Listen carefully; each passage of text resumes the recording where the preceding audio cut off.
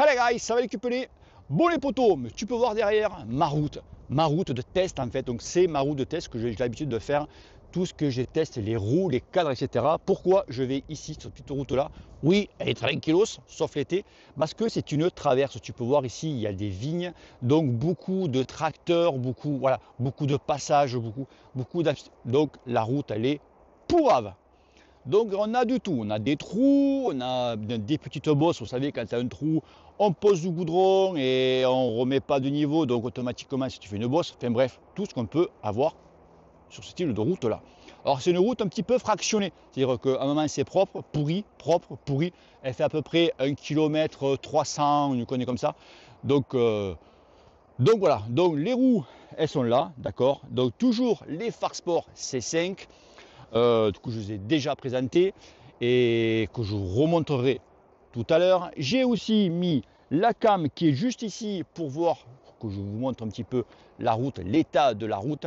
Alors vous savoir une chose les amis, c'est que quand on a une route qui est pourrie, c'est vrai que c'est dur à croire, mais il faut rouler plus vite. Pourquoi? C'est pour éviter de taper dans les petites bosses. Alors je dis les bosses, je n'ai pas dit les trous, d'accord? Quand tu as une petite bosse, tu as un trou, la mairie passe quand ils veulent boucher ce trou-là, ils ne remettent pas du niveau, donc ça fait une petite bosse et voilà. Et donc quand tu passes beaucoup plus vite, en fait, tu vas sauter cette bosse. Donc ça va éviter que ton pneu n'y tape dedans. Donc automatiquement, il va le sauter. C'est pour ça qu'il faut avoir une certaine vitesse. C'est au minimum 30 km/h. Plus tu vas vite et mieux c'est.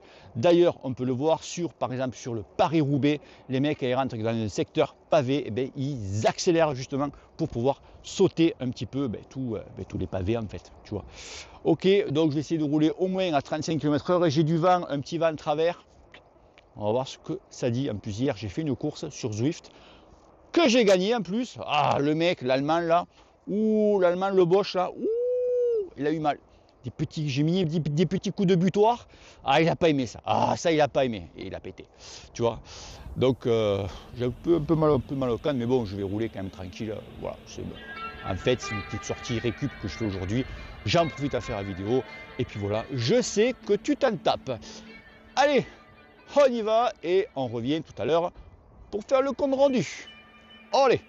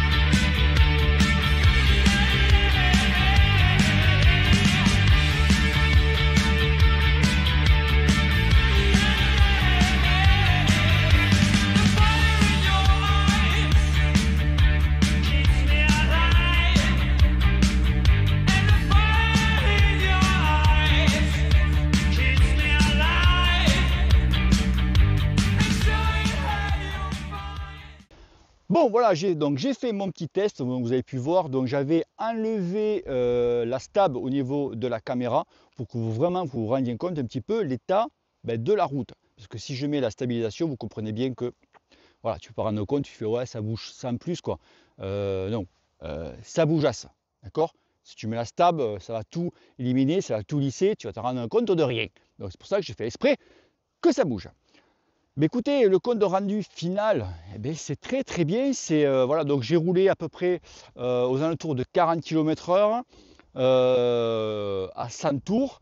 Et franchement, c'est assez confortable, je dirais même, c'est très correct. J'ai eu des roues qui tabassaient plus que ça quand même à cette vitesse-là. Tu sentais que une chose que je ne vous ai pas dit tout à l'heure, c'est que je suis donc gonflé à 4,5 barres devant et 5 derrière avec des pneus en 28 GP5000 et des chambres à air Rheinau. Donc voilà, mon petit peu ma config, voilà, cherche ma configuration au niveau de ces roues là. Moi, franchement, oui, je dis chapeau Far Sport parce que pour revenir donc sur des rayons en acier, revenir faire un petit peu un bond en arrière, justement pour baisser les coûts. Ils ont fait plus de recherches au niveau de la jante elle-même pour essayer encore de baisser au niveau du poids. Donc l'un dans l'autre, on arrive quand même à un combo qui était très intéressant. Je vous rappelle que ces roues-là, donc en taille 50, fait 1,3 kg pile. Vraiment très surpris. Voilà. Donc au niveau confort, écoutez, ça passe, hein. C'est largement suffisant. Voilà, j'ai roulé à 40 km/h. Ça tabasse. Attention, la bonne pression. Beaucoup ne savent pas gonfler les pneus. Oui, qu'est-ce que tu veux que je te dise? Ils sont encore, tu pèses 70 kg, tu montes à 7 barres. Donc ça, c'est fini, les amis. Ça, c'est fini. Vous voulez qu'on aille voir ça un petit peu de plus près? Allez, on va voir ça un petit peu de plus près. Donc voilà la bestiole hein, que vous connaissez tous, hein, bien entendu. Ah ben oui. Et allez, on va voir un petit peu les roues d'un petit peu près. Donc vous voyez donc ça c'est la roue arrière. Bah oui, tu as le truc là. Donc vous voyez donc le au niveau du moyeu, donc vraiment moyeu couleur bronze.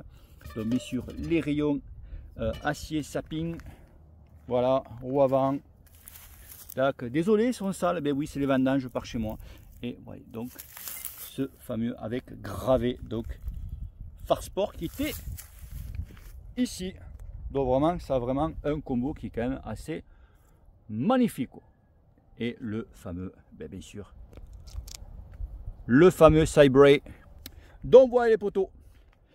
Ok, bon les amis, je vous laisse tranquille, je vais finir ma petite sortie tranquille, récup, et je vous dis à bientôt.